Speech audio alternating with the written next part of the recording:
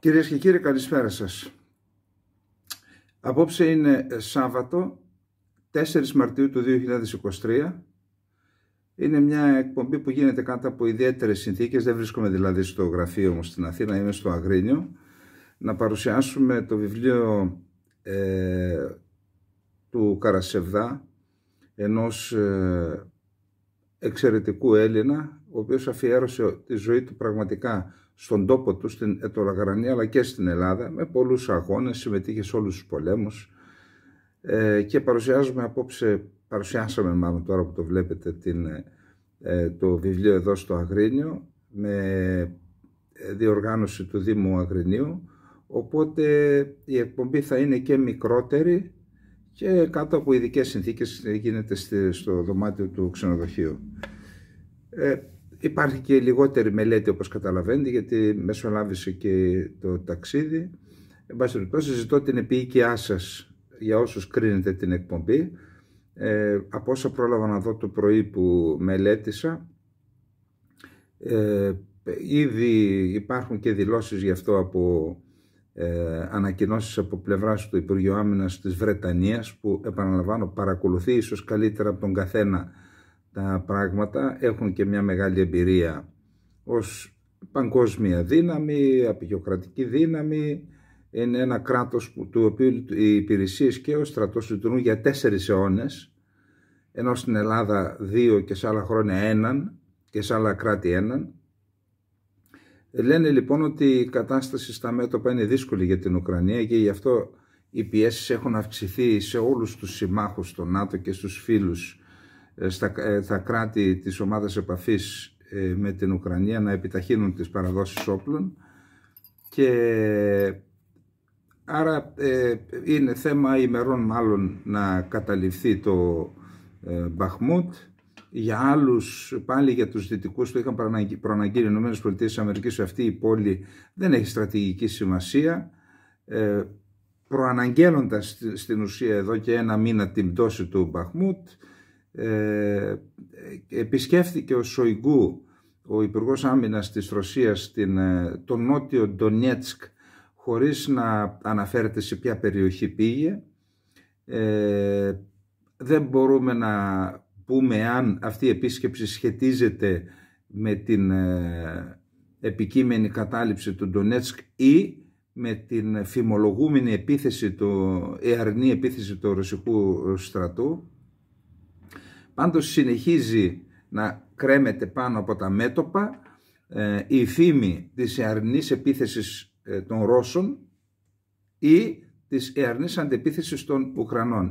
Η εαρνή αντεπίθεση των Ουκρανών αναμένεται να εκδηλωθεί αφού εκπληρωθούν 2 προϋποθέσεις. Η μία είναι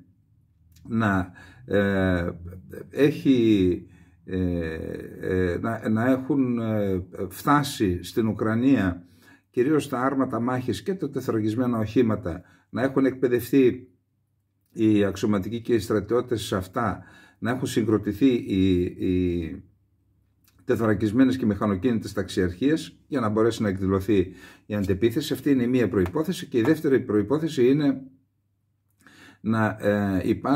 να βελτιωθεί η βατότητα του εδάφους, γιατί οι αντεπιθέσεις δεν μπορούν να γίνουν πάνω σε ένα δρόμο. Αντιλαμβάνεστε ότι αν η μία πλευρά βομβαρδίσει ή καταστρέψει το δρόμο και δεν υπάρχει βατότητα εκατέρωθεν των οδών, τότε δεν μπορεί να γίνει αντεπίθεση. Άρα αυτό γίνεται, ας πούμε, τις πρώτες μέρες του Απριλίου, τότε θα πρέπει να περιμένουμε και την κινητικότητα. Σε σχέση με την κατάσταση στο έδαφος της Ρωσίας, είπαμε ότι προχθές έγινε μια επίθεση δολιοφθοράς στο Μπριάνσκ, και υπήρχαν και κάποιοι νεκροί από ό,τι πληροφορούμε. Σύγκληση έκτακτη του Συμβουλίου Εθνικής Ασφάλειας της Ρωσίας. Δεν έχουμε λεπτομέρειες για το τι συζητήθηκε, πάντως θεωρείται σίγουρο ότι έγινε για αυτήν την επίθεση δολιοφθοράς. Αυτά για την Ουκρανία, άλλες λεπτομέρειες δεν υπάρχουν. Το δεύτερο θέμα έχει να κάνει με μια σύνοδο που γίνεται για το δίκαιο στην πόλη Λβίβ ή Λβόβ της Δυτικής Ουκρανίας. Είναι μια πόλη που βρίσκεται κοντά στα σύνορα με την Πολωνία. μια περιοχή που παραδοσιακά ήταν πολωνική, τώρα βρίσκεται με πολωνικούς πληθυσμούς, τώρα βρίσκεται στην επικράτεια της Ουκρανίας. Εκεί λοιπόν έγινε ευνηδιαστική για λόγους ασφαλείας επίσκεψη της Υπουργού Δικαιοσύνης των Ηνωμένων Πολιτειών της Αμερικής. Είναι εκεί και ο πρόεδρος της Ουκρανίας, ο Βολοντιμίρ Ζελένσκι, αλλά και η πρόεδρος του Ευρωκοινοβουλίου, η κυρία Μετσόλα. Έκανε έκκληση, απίφθινε έκκληση ο Ζελένσκι να συσταθεί διεθνές δικαστήριο και να δικαστεί εκεί ο πρόεδρος της Ρωσίας, ο Βλαντιμίρ Πούτιν, και η Ρωσία για εγκλήματα πολέμου και εγκλήματα κατά της ανθρωπότητας. Νομίζω ότι αυτό είναι ένα μέσο πίεσης προς την πλευρά της Ρωσίας. Την ίδια στιγμή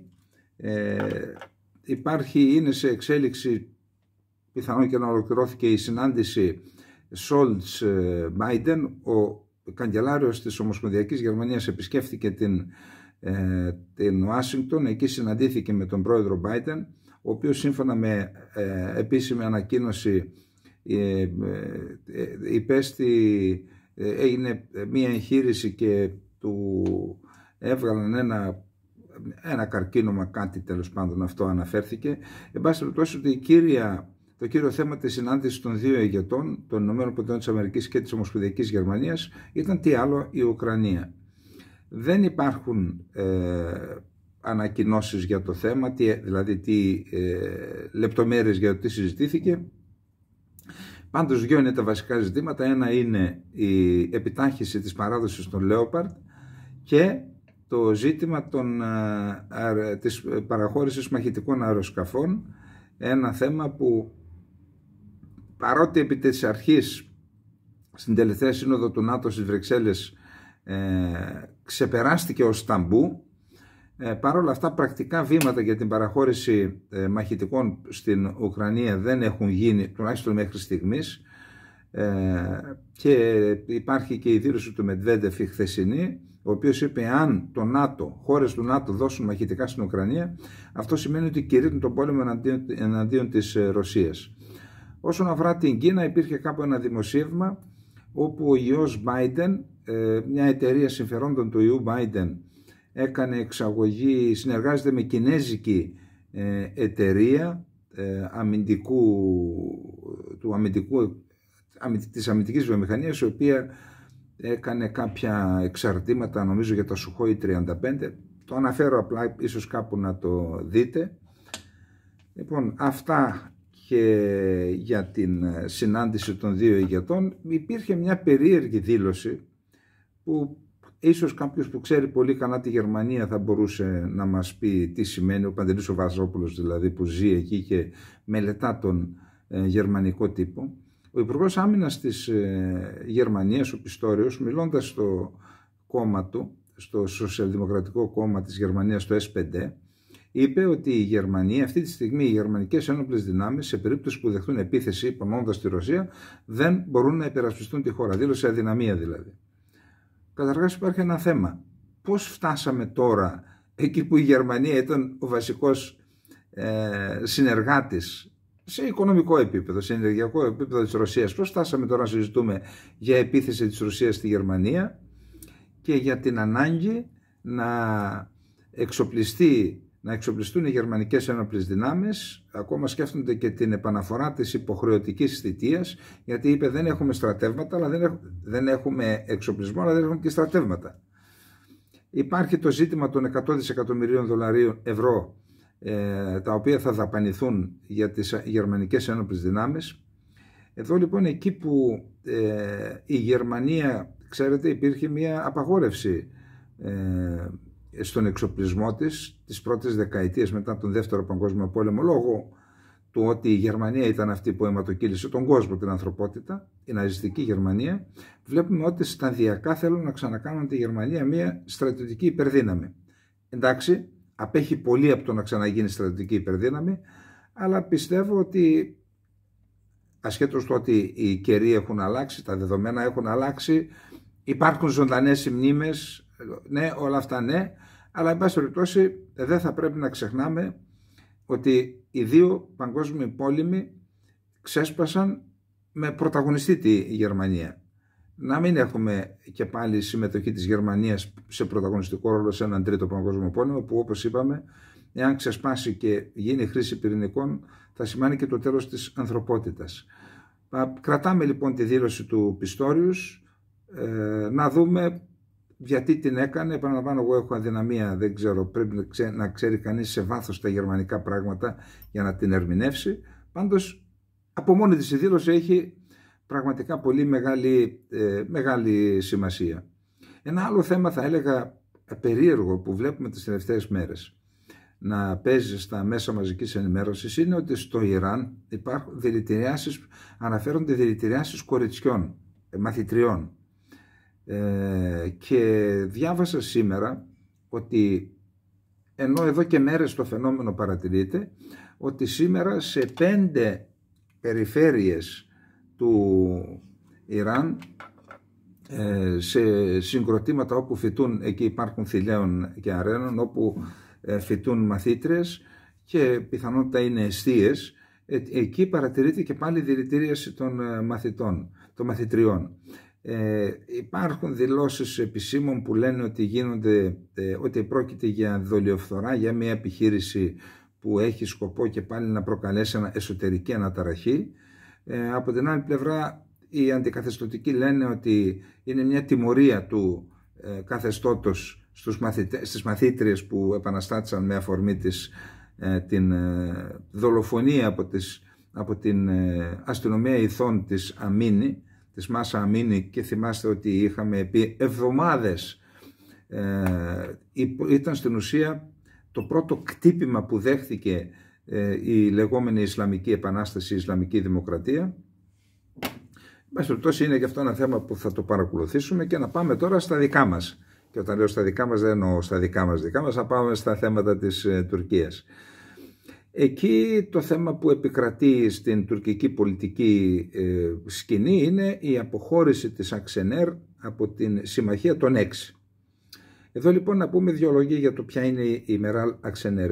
Η Μεράλ Αξενέρ ξεκίνησε την πολιτική της σταδιοδρομία από το κόμμα του ορθού δρόμου, Ντογρού Γιόλ Παρτισί, ένα κόμμα που ίδρυσε ο Σουλεϊμάν Ντεμιρέλ. Στη συνέχεια, όταν ο Σουλεϊμάν Ντεμιρέλ έγινε πρόεδρος της Δημοκρατίας, το κληρονόμησε η Τανσού Τσιλέρ, μια χαρισματική πολιτικός. Την έζησα όταν υπηρετούσα στην Τουρκία, παρακολούθησα όλη της την πολιτική δράση. Κατηγορήθηκε η ίδια για εθνικισμό, ήταν η γυναίκα που έκανε και έπαιξε πρωταγωνιστικό ρόλο στην κρίση των Ιμίων. Μάλιστα, θα έλεγα, οι συνωμοσιολόγοι και εκεί και εδώ τόνιζαν ότι υπηρετούσε μαζί με τον Γεράσιμο Αρσένη, μαζί υπηρετούσαν στην Παγκόσμια Τράπεζα και γνωριζόντουσαν, και ήταν 2 από τους πρωταγωνιστές της κρίσης των Ιμίων. Απλά το αναφέρω αυτό γιατί μπορεί κάποιος να το διαβάσει. Εγώ δεν λέω τίποτα άλλο γι' αυτό και δεν πιστεύω σε τέτοιες ότι αυτό έπαιξε ρόλο, αλλά είναι μια πραγματικότητα, ή τέλος πάντων έτσι αναφέρεται κυρίως στην τουρκική πλευρά. Η Τανσού Τσιλέρ λοιπόν ήταν μια σκληρή πρωθυπουργός, κατηγορήθηκε από τότε ως η πρωθυπουργός που στη σκιά της οποίας δρούσε ο άνδρας της, ο οποίος ήταν επικεφαλής μιας συμμορίας από την οποία εξασφάλιζε κέρδη δισεκατομμυρίων, και αναφέρουμε σε λαθρεμπόριο όπλων, σε λαθρεμπόριο αυτών των ουσιών που ξέρετε που σε στέλνουν αλλού, που λέμε σοκολάτας, και γι' αυτό μετά την πρωθυπουργία της είχε μια τεράστια περιουσία. Στην πρωθυπουργία λοιπόν της Τανσού Τσιλέρ έδρασε ο Μεχμέτ Αγάρ είτε ως Υπουργός Εσωτερικών είτε ως Υπουργός Δικαιοσύνης, δηλαδή έβαλαν το λύκο να φυλάει τα πρόβατα. Τότε στην περίοδο της είχαμε χιλιάδες δολοφονίες Κούρδων αγωνιστών, χιλιάδες οι λεγόμενες ανεξιχνίαστες δολοφονίες. Δηλαδή τότε δρούσε μια συμμορία η οποία υπήρχε μια λίστα, από ό,τι θυμάμαι, είχε καταρτιστεί στο Συμβούλιο Ασφαλείας της Τουρκίας. Σε αυτή τη λίστα ήταν περίπου 70 μεγάλοι Κούρδοι επιχειρηματίες, οι οποίοι υπήρχαν υποψίες ότι στήριζαν το κουρδικό απελευθερωτικό κίνημα, άρχισαν να τους προσεγγίζουν, έπαιρναν λεφτά από αυτούς, στο τέλος και πλήρωναν τα λίτρα εκβιαζόμενοι και τους απήγαγαν και τους σκότωναν και τους έθαφαν στα δάση της περιοχής της Βυθινίας, δηλαδή εκεί στην Νικομίδια, στο Αντά Παζαρί, εκεί στα δάση μέσα έχουν θαυτεί εκατοντάδες Κούρδοι πατριώτες που είχαν μια κάποια επιχειρηματική δραστηριότητα. Εκεί λοιπόν στη σκιά όλων αυτών ανδρώθηκε, ίσως η λέξη, όχι ίσως σίγουρα η λέξη δεν αντικατοπτρίζει την πραγματικότητα, η κυρία Μεράλ Αξενέρ. Η Μεράλ Αξενέρ λοιπόν ήταν στους κόλπους του κόμματος της δικαιοσύνης του Ορθού Δρόμου, το Γκρου Γιόλ Παρτισί. Η Μεράλ Αξενέρ ανέλαβε υπουργός εσωτερικών μετά το Μεχμεταγάρ και επί των ημερών της συνεχίστηκαν και η ανεξιχνία της δολοφονίας και το κάψιμο εκατοντάδων χιλιάδων χωριών συνολικά. Οι τουρκικές ένοπλες δυνάμεις και οι δυνάμεις ασφαλείας έκαψαν 4.500 κουρδικά χωριά εκείνη την περίοδο. Διότι επικρατούσε, το θυμάμαι, το έλεγαν τότε σε πρωτοσέλιδα στις εφημερίδες τους, ότι για να μπορέσει να αντιμετωπίσει τους αντάρτες στα βουνά, αφού είχαν αδυναμία να αντιμετωπίσουν τους αντάρτες στα βουνά, έλεγαν δεν μπορείς να πιάσεις όλα τα ψάρια στον ωκεανό. Πρέπει να στεγνώσεις τους ωκεανούς για να πιάσεις όλα τα ψάρια. Τι σημαίνει αυτό? Κάψτε όλα τα χωριά. Διότι αν κάψετε όλα τα χωριά, οι αντάρτες στα βουνά δεν θα έχουν στήριξη, εννοώ και διοικητική μέρημνα που είχαν από τις φιλικούς οικισμούς και τα χωριά της Κομοπόλης, ακόμα και της πόλης. Και στο πλαίσιο αυτό, στο δόγμα αυτό το επιχειρησιακό, έκαψαν τότε 4.500 χωριά, εκατομμύρια Κούρδοι ξεσπιτώθηκαν, άλλοι βρέθηκαν στο νότιο Κουρδιστάν, στο βόρειο Ιράκ, άλλοι βρέθηκαν στις πόλεις, στα Άδανα, τη Μερσίνα, στη Σμύρνη, στην Κωνσταντινούπολη και σε άλλες πόλεις της μικράς της Τουρκίας και ένας αριθμός περίπου 2 εκατομμύρια στις χώρες της Ευρώπης. Η Μεράλ Αξενέρ λοιπόν, μετά το κόμμα του Ορθού Δρόμου, το οποίο αφού έφτασε στο τέλος της ζωής του, όταν έφτασε στο τέλος της ζωής του πέρασε στο κόμμα της εθνικιστικής δράσης, τους Γκρίζους Λύκους, που αλλού, εκεί ανήκε ούτως ή άλλως, στο βαθύ κράτος δηλαδή, και μετά διαφώνησε ή τέλος πάντων θεωρείται ότι ενθαρρύνθηκε από δυτικούς κύκλους. Σας λέω τώρα ότι αναφέρεται στον τουρκικό τύπο, στον τύπο των καθαρόαιμων Γκρίζων Λύκων, ότι την κατηγορούν ότι πουλήθηκε στους δυτικούς για να διασπάσει το κίνημα της εθνικιστικής δράσης των Γκρίζων Λύκων. Αυτό δεν ξέρω αν έγινε έτσι, πάντως στην πράξη ναι, αποχώρησαν από το κόμμα εθνικιστικής δράσης στελέχη κυρίως στους νομούς της Δυτικής Τουρκίας, δηλαδή Σμύρνη, Αηδίνη, εκεί παίρνει αρκετά μεγάλα ποσοστά, και ιδρύθηκε αυτό το καλό κόμμα με πρόεδρο τη Μεράλ Αξενέρ, και εδώ και 2 χρόνια άρχισαν να συνεργάζονται τα 6 κόμματα γνωστά. Ένα είναι το κόμμα το Λαϊκό Ρεπουμπλικανικό Κόμμα με πρόεδρο τον Κεμάλ Κιλισδάρογλου. Το άλλο είναι, το δεύτερο κόμμα σε δύναμη είναι το καλό κόμμα της Μεράλ Αξενέρ. Το τρίτο είναι το κόμμα του Μπαμπατζάν, το Ντέβα. Τέταρτο το Γκελετζέκ Παρτισί, το κόμμα του μέλλοντος με το στρατηγικό βάθος τον κύριο Νταβούτογλου, ο οποίος και αυτός ήταν σκληρός όταν ήταν ως πρωθυπουργός, ευθύνεται και αυτός για δολοφονίες Κούρδων, αλλά τώρα έχει φορέσει προβιά και αυτός, μας το παίζει δημοκράτης και μετριοπαθής μουσουλμάνος. Το 5ο κόμμα είναι το Σααντέτ του κυρίου Καραμολάογλου, και το 6ο κόμμα είναι το Δημοκρατικό Κόμμα, που μπορεί να θεωρηθεί συνέχεια του κόμματος του Ορθού Δρόμου, του Ντεμιρέλ και της Τανσού Τσιλέρ.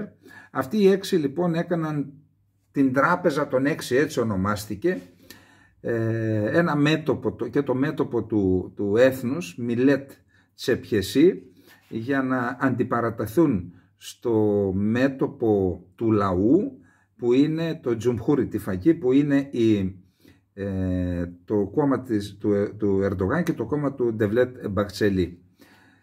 Εκεί λοιπόν οι οποίοι έχουν δίπλα τους και το κόμμα της Μεγάλης Ενότητας του Κεμάλ Γιαζιτζίογλου, τώρα είναι ο Μπεστιτζή ο ηγέτης που έχει ελάχιστα ποσοστά, αλλά και αυτό είναι κόμμα του βαθέως κράτους με βαριές δολοφονίες.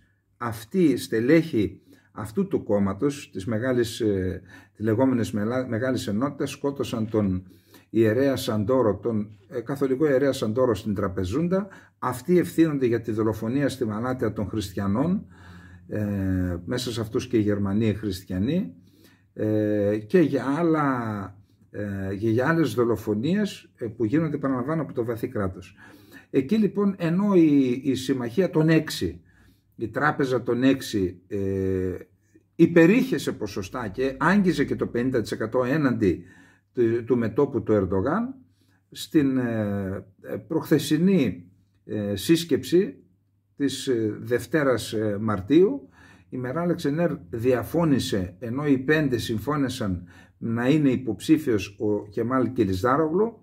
Η Μεράλ Αξενέρ έβαλε μεν υπογραφή στο κοινό ανακοινωθέν που δεν ανακοίνωνε ποιος είναι υποψήφιος, όμως βγαίνοντας έκανε δήλωση ότι δεν θα δεχθώ ούτε να με πιέσουν ούτε να με φέρουν πρωτετελεσμένου γεγονότος, και απίφθινε έκκληση στους 2 δημάρχους, τον Εκρέμ Ημάμογλου και τον Μανσούρ Γιαβάς, να αναλάβουν πρωτοβουλία για να είναι ένας από τους 2 υποψήφιος δήμαρχος, δηλαδή μια τρίτη υποψήφιος πρόεδρος Δημοκρατίας, δηλαδή μια τρίτη υποψηφιότητα. Αμέσως μετά, δεν προλάβαμε να τα πούμε στη χθεσινή μας εκπομπή, αμέσως μετά οι 2 δήμαρχοι έκαναν δήλωση, και ο Ημάμογλου και ο Μανσούρ Γιαβάς έκαναν δήλωση και στην ουσία έδειξαν ότι δεν ανταποκρίνονται στην έκκληση της Μεράλ Αξενέρ και ότι πιθανότατα θα στηρίξουν και αυτή τον Κιλισδάρογλου. Απλά να πούμε ότι ο Εκρέμ Ημάμογλου προέρχεται, ο πατέρας του ήταν στο κόμμα της μητέρας πατρίδας, το Ανάβαταν Παρτισί, από την Τραπεζούντα του Πόντου, και ο ίδιος είναι άνθρωπος ο οποίος προέρχεται, θα λέγαμε, από τον κεντροδεξιό χώρο, και με ισλαμικές και με τουρκικές εθνικιστικές, θα έλεγα, θέσεις. Την ίδια στιγμή όμως έχει δείξει ότι έχει μια φιλελεύθερη κατεύθυνση και έχει κάνει πραγματικά τολμηρά βήματα, δηλαδή και απέναντι στους χριστιανούς και στους Αρμενίους και στους Ασσυρίους και στους Ορθόδοξους, τους Έλληνες, απέναντι στον ίδιο και στους Κούρδους, στο κόμμα της Δημοκρατίας των Λαών και στον Σελαχατίν Ντεμιρτά, τον επισκέφτηκε στη φυλακή, και σε βαθμό τα βήματα του θεωρήθηκαν τόσο τολμηρά που να τον βλέπουν με μεγάλη καχυποψία το βαθύ κράτος, ότι δηλαδή αν κυβερνήσει μπορεί να τολμήσει να κάνει βήματα προς την κατεύθυνση και των χριστιανών και των Κούρδων, που αυτά είναι απαγορευτικά. Όσον αφορά τον Μανσούρ Γιαβάς, προέρχεται από τους γκρίζους λύκους, όπως και το κόμμα της Μεράλ Αξενέρ, πολλά στελέχη της. Στη συνέχεια συμμετείχε στο καλό κόμμα. Κυκλοφορούν βίντεο κυρίως από τους Κούρδους που τον δείχνουν να χύνει το δηλητήριό του πριν από 15 χρόνια εναντίον των Κούρδων, ρατσιστικό, φασιστικό δηλητήριο εναντίον των Κούρδων. Από τότε που έγινε δήμαρχος της Άγκυρας, που εκλέχθηκε με ψήφους των Κούρδων, οι Κούρδοι στην Άγκυρα έχουν περίπου 8% παίρνει το κόμμα τους. Από τότε λοιπόν που εκλέχθηκε δήμαρχος, φόρεσε και αυτό στην προβιά. Το παίζει άγγελος, Παναγίτσα. Όχι Παναγίτσα, κάτι άλλο τέλος πάντων. Άρα αυτοί οι 2 δεν φαίνεται να ακολουθούν την Αξενέρ. Τι θα γίνει λοιπόν? Καταρχάς να πούμε ότι υπάρχουν άνθρωποι, ακόμα και ο Υπουργός Εσωτερικών της Τουρκίας, ο Σοϊλού, είπε η Αξενέρ σε όποιο κόμμα έχει πάει το έχει πουλήσει, εννοώντας ότι θα πουλήσει και το καλό κόμμα και τους 6. Το είπε πριν από 2 μήνες και άλλοι το έχουν πει. Πάντως αυτή τη στιγμή μίλησα με ανθρώπους στην Τουρκία που παρακολουθούν από κοντά, όσο και να βλέπουμε εμείς από τα μέσα μαζικής ενημέρωσης, όσο εμπειρία και να έχουμε, αυτοί που είναι μέσα και έχουν αναπνέουν την πολιτική ατμόσφαιρα είτε στην Άγκυρα, είτε στην Κωνσταντινούπολη, είτε στη Σμύρνη, αυτοί έχουν καλύτερη άποψη. Μου είπαν λοιπόν ότι η Αξενέρ πιθανότητα να είναι η χαμένη, γιατί είναι σε αδιέξοδο, δεν μπορούν να ερμηνεύσουν καταρχάς την κίνησή της. Γιατί? Διότι είναι γνωστό ότι της είχε Της είχαν υποσχεθεί και αυτοδικαίως θα ήταν η πρωθυπουργός της Τουρκίας, διότι είχαν αποφασίσει οι 6 να αλλάξουν το πολίτευμα από προεδρική δημοκρατία να το ξανακάνουν προεδρευμένη. Δηλαδή με πρόεδρο και πρωθυπουργό. Πρόεδρος ο Κιλισδάρογλου, πρωθυπουργός η Μεράλ Αξενέρ. Τώρα λοιπόν, φεύγοντας από τους 6, έχει αυτοπαγιδευτεί, γιατί είναι υπέρ της αλλαγής του πολιτεύματος, έχει στυλιτεύσει την προεδρική δημοκρατία, την ανδρός αρχή, εννοώ του Ερντογάν, έχει ασκήσει σκληρή κριτική στον Ερντογάν. Φεύγοντας όμως, είναι σε ένα διέξοδο. Δηλαδή ακόμα και να πάει στον Ερντογάν θα είναι ένα δεύτερο-τρίτο βιολί, γιατί δεύτερο βιολί είναι ο Ντεβλέτ Μπαξελή. Άρα υπάρχει ένα ζήτημα. Χαμένη λοιπόν φαίνεται ότι θα είναι η Αξενέρ, χαμένη είναι και οι 6, οι 5 τώρα, και κερδισμένος ποιος είναι? Ο Ερντογάν, που λέγεται ότι είναι ένα θείο δώρο, ένα δώρο που έπεσε από τον ουρανό, ο Αλλάχ του το έστειλε. Μετά το σεισμό του έστειλε τώρα ένα δώρο. Τι θα κάνουν οι 5? Ήδη ο Κεμάλ Κιλισδάρογλου συναντήθηκε με τους ηγέτες 2 κομμάτων, του Αριστερού Κόμματος και του Εργατικού Κόμματος της Τουρκίας, το οποίο έχει και 2 βουλευτές στο Εργατικό Κόμμα που έφυγαν από το ΧΑΝΤΕΠΕ ο ένας. Φαίνεται ότι θα συμπαραταχθούν τα κόμματα της αριστεράς, είναι αρκετά και έχουν και αρκετή δύναμη, μπορεί να ξεπερνούν και το 6-7% αυτά τα κόμματα που βρίσκονται στην αριστερά. Και φυσικά υπάρχουν και καλά μηνύματα από τους Κούρδους. Ο Σελαχαντίν Ντεμιρτάς από τη φυλακή έκανε μηνύματα, και ένας από τους λόγους που δεν έπαιρναν το ΧΑΝΤΕΠΕ μαζί τους είναι η Αξενέρ, η οποία έλεγε λόγω του παρελθόντος της έλεγε όχι στους Κούρδους. Υπάρχουν φυσικά και το βαθύ κράτος που λέει όχι. Εν πάση περιπτώσει φαίνεται όμως ότι ο Κεμάλ Κιλισδάρογλου θα ανοίξει την πόρτα και θα συμπαραταχθεί και με το κόμμα της Δημοκρατίας των Λαών, τους Κούρδους. Τώρα, το να υπάρξει τρίτος υποψήφιος είναι δύσκολο, δεν μπορούμε να το αποκλείσουμε, αλλά είναι δύσκολο. Εάν όμως η Αξενέρ δεν συμμετέχει στο μέτωπο, να δούμε πού θα κατανεμηθούν εκλογικά το 12, 14, 16% που έχει το καλό κόμμα. Και είναι και η κρίσιμη ψήφη, έτσι. Εάν χωριστούν στη μέση, τότε θα έχουμε έναν αγώνα ντέρμπι. Δηλαδή, εάν πάνε οι περισσότεροι στον Ερντογάν, πιθανόν να εκλεγεί ο Ερντογάν. Εν πάση περιπτώσει, περιπλέκεται το σχήμα στην Τουρκία. Κρίσιμες θα είναι οι επόμενες μέρες. Τώρα που κάνουμε την εκπομπή είναι 6 ώρα το απόγευμα. Συσκέπτονται οι 5 χωρίς την Αξενέρ. Θα δούμε δηλαδή αύριο τι έχουν αποφασίσει. Πάντως ο αντιπρόεδρος του κόμματος της Αξενέρ είπε, κατά την άποψή μου η πόρτα για μας παραμένει ανοιχτή στους 5. Θα είναι κρίσιμες οι επόμενες μέρες.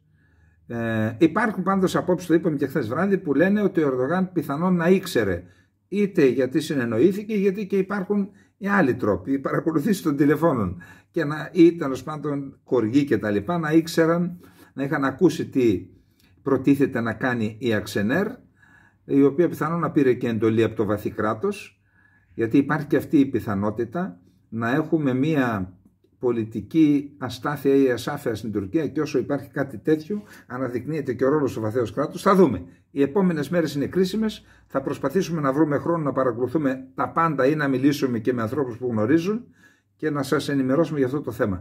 Το επόμενο θέμα μας είναι Διεθνές Ποινικό Δικαστήριο. Ακούστε, το είπαμε και χθες, αλλά είχα σήμερα και συνομιλίες με φίλους μας στις Βρυξέλλες, με ενημέρωσαν ότι δεν είναι αστεία υπόθεση, ότι αυτοί οι οποίοι κατέθεσαν το φάκελο, καταρχάς τι έγινε? Κατέθεσαν προχθές τον φάκελο για 1.200 υποθέσεις ή 1.300, τώρα δεν θυμάμαι ακριβώς, ονομαστικές, με ντοκουμέντα ατόμων τα οποία είτε απήχθησαν από ξένες χώρες, από Μολδαβία, από Κωσυφοπαίδιο, ακόμα και από ευρωπαϊκές χώρες, με συνένεση των μυστικών υπηρεσιών των χωρών, τους απήγαγε η τουρκική υπηρεσία πληροφοριών και τους μετέφερε στην Τουρκία. Οι άλλοι συνελήφθησαν μέσα στην Τουρκία. Όλοι αυτοί λοιπόν δικάστηκαν παρανόμως. Κάποιοι από αυτούς είπαμε απήχθησαν, δικάστηκαν παράνομα, βασανίστηκαν και βιάστηκαν τον 21ο αιώνα. Έχουμε 4.000 σελίδες, μόνο ντοκουμέντα, όχι απόψεις, μόνο ντοκουμέντα. Είπαμε ότι υποστηρίζεται αυτή η πρωτοβουλία και από μια ομάδα δικηγόρων, επικεφαλής της οποίας είναι ένας πρώην πρωθυπουργός του Βελγίου. Αυτή η Ένωση Δικαστών και Εισαγγελέων Ευρωπαίων είπαμε ότι έχει 18.000 μέλη. Εδώ λοιπόν υπάρχει ένα ζήτημα. Στο στόχαστρο είναι η Τουρκία και ο Ερντογάν. Είναι ακριβώς οι ίδιοι φορείς που συλλέγουν στοιχεία, το ίδιο δικαστήριο που συλλέγει στοιχεία για εγκλήματα κατά της ανθρωπότητας εναντίον του Πούτιν. Το θέμα είναι ότι, εντάξει, είδα στην Ελλάδα, είδα κάποια δημοσιεύματα, θεωρώ ότι έπρεπε να δοθεί μεγαλύτερη βαρύτητα από τον ελεύθερο τύπο της Ελλάδας. Να μην φοβάται η κυβέρνηση ότι εάν έχουμε δημοσιεύματα στην Ελλάδα για το θέμα ότι θα επιδεινωθούν οι ελληνοτουρκικές σχέσεις. Ο τύπος στην Ελλάδα είναι ελεύθερος, είναι ένα πολύ μεγάλο θέμα, πρέπει η Ελλάδα να τα ελληνικά μέσα μαζικής ενημέρωσης, οι ανταποκριτές που έχουν στις Βρυξέλλες να το αναδείξουν, και θα έλεγα ότι θα πρέπει να αποτελέσει και οδηγό. Δεν έχει σημασία, αυτά είναι απαράγραπτα, δεν παραγράφονται, ότι κάτι αντίστοιχο θα πρέπει να γίνει με μια πρωτοβουλία που θα αφορά τις γενοκτονίες που έχει κάνει η Τουρκία εναντίον των Ελλήνων, των Ασσυρίων και των Αρμενίων, τα εγκλήματα που έχει κάνει εναντίον των Ελλήνων της Κωνσταντινούπολης, της Σύμβρου και της Θενέδου, και τα εγκλήματα που έκανε και συνεχίζει να κάνει στην Κύπρο. Επειδή ακριβώς δεν βγάλαμε φωνή τόσα χρόνια, και το κράτος αλλά και η κοινωνία, τα μέσα μαζικής ενημέρωσης, γι' αυτό βρίσκουν θάρρος και τα συνεχίζουν. Ξέρετε τι έγινε προχθές στο Κάμισλο? Το Κάμισλο είναι μια πολύ σημαντική πόλη στη Ροζάβα, στο λεγόμενο Δυτικό Κουρδιστάν, που βρίσκεται μέσα στην επικράτεια της δημοκρατίας της Συρίας, του κράτους της Συρίας. Στη μύτη πάνω, στο τριεθνές βρίσκεται, στο έδαφος της Συρίας, βορειοανατολική Συρία, στα σύνορα Συρίας, Τουρκίας και Ιράκ. Εκεί λοιπόν υπάρχει ένα μνημείο για τη γενοκτονία των Ασσυρίων, από τα λίγα που υπάρχουν στον κόσμο, γιατί ξέρετε οι Ασσύριοι, ένας ιστορικός λαός. Για χτυπήστε στο διαδίκτυο και δείτε η αυτοκρατορία των Ασσυρίων. Κάποια στιγμή κατήχαν μια περιοχή μέχρι και τη μισή Αίγυπτο. Μια τεράστια αυτοκρατορία, και σήμερα, επειδή δεν πήραν μέτρα όταν έπρεπε, διαλύεται, πάει να εξαφανιστεί αυτό το έθνος. Και κεντρικό ρόλο στην εξαφάνισή του έπαιξε και η γενοκτονία που έκαναν οι Τούρκοι στη δεύτερη δεκαετία του 20ου αιώνα. Εκεί λοιπόν υπήρχε ένα μνημείο της γενοκτονίας. Και προχτές στο Κάμισλο κάποιοι πήγαν και το κατέστρεψαν. Ποιοι το κατέστρεψαν? Αυτοί οι οποίοι έκαναν τη γενοκτονία. Τι σημαίνει αυτό? Ότι οι άνθρωποι είναι αμετανόητοι. Και όταν κάποιος είναι αμετανόητος, δείχνει ότι είναι αποφασισμένος να συνεχίσει να κάνει τα ίδια πράγματα. Γι' αυτό λοιπόν πρέπει και εμείς να κάνουμε ό,τι έκανε αυτή η πρωτοβουλία με τις 4.000 σελίδες, κάποιος να κινηθεί από το ελληνικό κράτος ή τέλος πάντων ένα μέσο μαζικής ενημέρωσης, να πάρει αυτό το φάκελο με τα 4.000 έγγραφα που υπάρχουν σε αυτό το φάκελο, να τον μελετήσει και να αρχίσει να γεμίζει ένας τέτοιος φάκελος για τα εγκλήματα που έγιναν εναντίον του ελληνισμού, διότι είπαμε συνεχίζονται οι γενοκτονίες στον Αγκόρνο Καραμπάχ. Συνεχίζεται για τρίτο μήνα ο αποκλεισμός 120-130.000 ανθρώπων με τον πιο απάνθρωπο τρόπο, και είναι αποτέλεσμα της ίδιας πολιτικής. Λοιπόν, να πάμε τώρα και στο τελευταίο μας θέμα. Το τελευταίο θέμα είναι η κατάσταση στα Τέμπη και σχετίζεται με αυτό το τραγικό δυστύχημα. Καταρχάς θέλω να ξεκινήσω από αυτή την επικοινωνιακή διαχείριση που ξεκίνησε από κάποιους δημοσιογράφους και από μια μεγάλη εφημερίδα, τα είδαμε, που ήθελαν να μας πούν ότι σε προηγούμενες συμφορές που βρήκαν την Ελλάδα, δηλαδή με το Σάμενα, το ναυάγιο του Σάμενα που είχαμε 70 πόσους νεκρούς, με το δυστύχημα με τους μαθητές στα Τέμπη από το μακροχώρι της Συμμαθίας, ότι έγιναν οι σύραγγες, με τις πυρκαγιές στην Ηλία, ότι καθιερώθηκε η ημερήσια έκδοση κινδύνου πυρκαγιάς για κάθε νομό στην Ελλάδα και ένα ταμείο για τους πληγέντες, και ότι τώρα με αυτό το δυστύχημα ότι θα έχουμε ασφαλή σιδηρόδρομο. Εγώ θεωρώ ότι υπάρχει ένα τεράστιο ζήτημα, την ηθική στην πολιτική και η ηθική στην πολιτική και η ηθική στη δημοσιογραφία. τη στιγμή που ακόμα γίνεται ταυτοποίηση νεκρών, τη στιγμή που δεν έχουμε θάψει τους νεκρούς, πιστεύω ότι πρέπει να δείχνουμε τουλάχιστον σεβασμό σε αυτούς τους ανθρώπους. Γιατί κάποιος τόλμησε να πει, λέει δεν πήγα και χαμένη η θάνατη, γιατί θα έχουμε ασφαλή σιδηρόδρομο. Θεωρώ ότι αυτό είναι ό,τι χειρότερο είχε ακουστεί αυτό το διάστημα.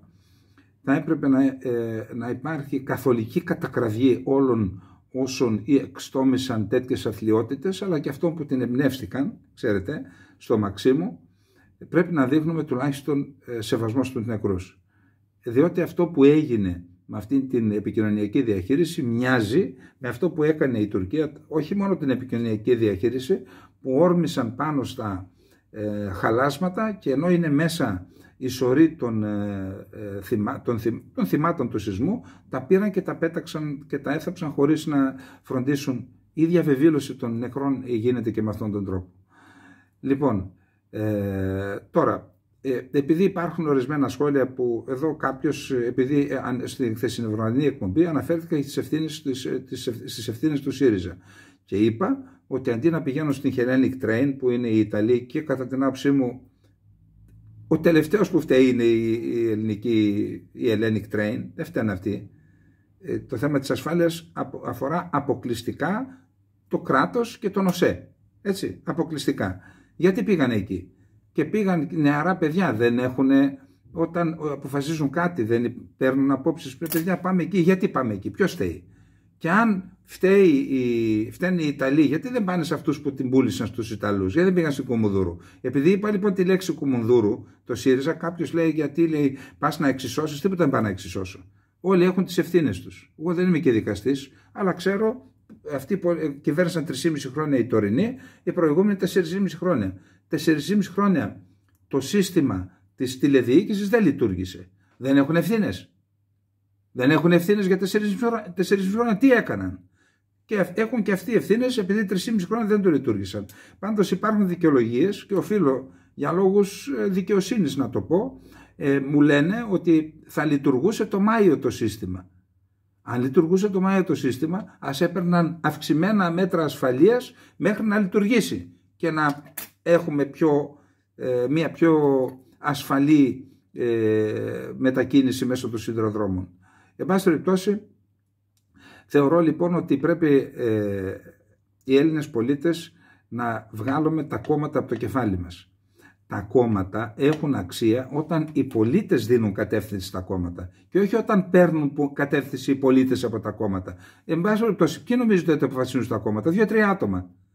2-3 άτομα αποφασίζουν. Αυτά τα συλλογικά που λένε, αυτά είναι ανοησίες. Στην ουσία, 2-3 άτομα αποφασίζουν. Τα Σκόπια, ποιος τα ξεπούλησε την Μακεδονία? Την ξεπούλησε το κόμμα του ΣΥΡΙΖΑ? Όχι. Ούτε ήξερε, ούτε η κυβέρνηση ήξερε. Ο Τσίπρας και ο Κοζιάς. Αν όμως οι πολίτες και τα μέλη του ΣΥΡΙΖΑ ήμουνα με στελέχη, με ψηφοφόρους του ΣΥΡΙΖΑ στα συλλαλητήρια, έστειλαν το μήνυμα στο κόμμα τους, δεν θα τολμούσε να κάνει κάτι τέτοιο. Άρα λοιπόν, γιατί υπερασπίζετε τα κόμματα όταν έχουν άδικο? Ακόμα και όσοι συμμετέχετε σε ένα κόμμα. Γιατί δεν στρέφετε τα βέλη σας στο κόμμα που έχει τις ευθύνες και στρέφετε τα βέλη σας σε κάποιον ο οποίος αναδεικνύει τις ευθύνες των κομμάτων? Και πού θα πάμε έτσι?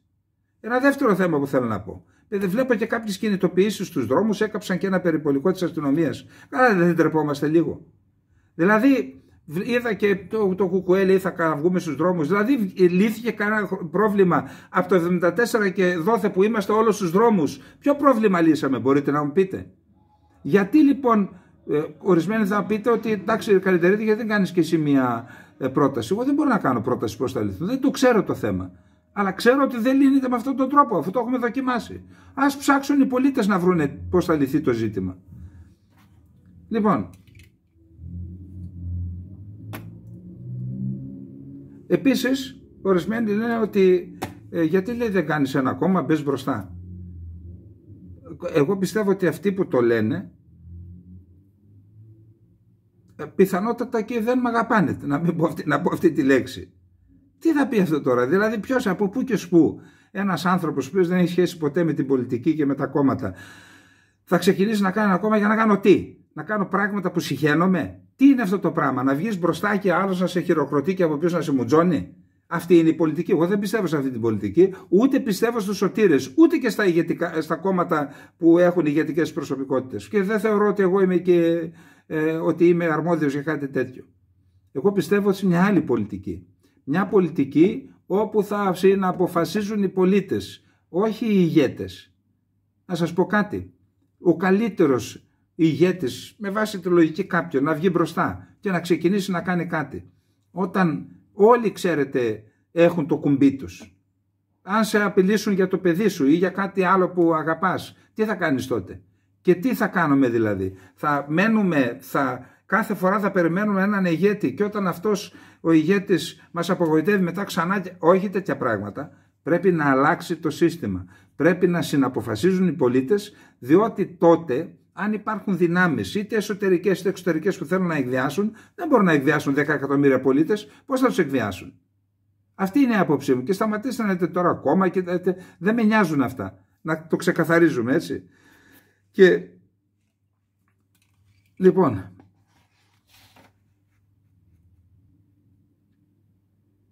ναι, υπάρχει και μια προσπάθεια να τα ρίξουν στον σταθμάρχη. Τώρα, εντάξει, έλεος. Ασφαλώς και φταίει ο σταθμάρχης. Ναι, αλλά και να μην γινόταν τώρα, θα γινόταν πιο μετά. Κάποια στιγμή θα γινόταν. Το θέμα είναι συστημικό, δεν το καταλαβαίνουμε. Δηλαδή, σε ξένους σιδηροδρόμους, στο σταθμάρχη επαφίεται η ασφάλεια του σιδηροδρόμου. Και στη Γερμανία, για παράδειγμα, που έχει το πιο πυκνό σιδηροδρομικό δίκτυο στον κόσμο, στο σταθμάρχη επαφίεται. Έχω ακούσει ότι αν ο σταθμάρχης κάνει λάθος, αυτομάτως σταματούν τα τρένα με κάποιο τρόπο αυτοματοποιημένο. Άρα, ποιος σταθμάρχη? Σταματήστε λοιπόν, και επαναλαμβάνω, πρέπει να ξαναδούμε τι σημαίνει να ξαναφέρουμε την ηθική στην πολιτική και στη δημοσιογραφία. Να είμαστε έντιμοι με τους εαυτούς μας και με αυτούς τους οποίους απευθυνόμαστε. Τώρα, όσον αφορά τη λύση, ποια θα μπορούσε να είναι η λύση σε όλα αυτά τα προβλήματα? Γιατί δεν μπορούμε να περιμένουμε κάθε φορά μια συμφορά για να συζητούμε ένα θέμα. Ποια είναι η λύση? Χωρίς να πάμε σε αυτό το ιδεατό που πιστεύω ότι θα μπορούσε να βρει λύση σε όλα τα προβλήματα, η λύση ποια είναι? Τα κόμματα να κάνουν πρόγραμμα, να το επεξεργάζονται σε όλους τους τομείς, όλα τα υπουργεία, όλους τους τομείς λειτουργίας του κράτους, να κάνουν πρόγραμμα, να δουλεύουν πάνω σε σενάρια και να παρουσιάζουν στους πολίτες τις λύσεις. Και από εκεί και μετά να βρεθούν τρόποι και το ένα κόμμα να ελέγχει το άλλο στη διαδικασία αυτή που έχουμε την κοινοβουλευτική, αλλά και η ίδια κοινωνία να τους ελέγχει. Τι μου είπες προεκλογικά και τι κάνεις τώρα? Αυτή είναι μια λύση που λέτε ιδέες λύσεις. Αυτή είναι η λύση. Και αυτά τα λεγόμενα debate που κάνουν με τους αρχηγούς, ας πηγαίνουν διαβασμένοι, ας κάνουν περισσότερα από ένα, πηγαίνουν διαβασμένοι οι δημοσιογράφοι, να τους ξετινάζουν, όχι συνεννοημένα πράγματα, να τους ξετινάζουν. Τι θα πεις γι' αυτό? Τι λες για τα φακελάκια? Τι λες για την ασφάλεια των σιδηροδρόμων? Τι λες για τα σύνορα? Τι λες για το μεταναστευτικό? Τι λες για το δημογραφικό? Τι λες για την παιδεία? Τι λες για την κατάσταση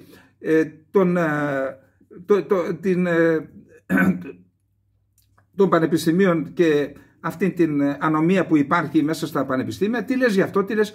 Ξετινάξτε τους για να δούμε και επιτέλους μια άσπρη μέρα.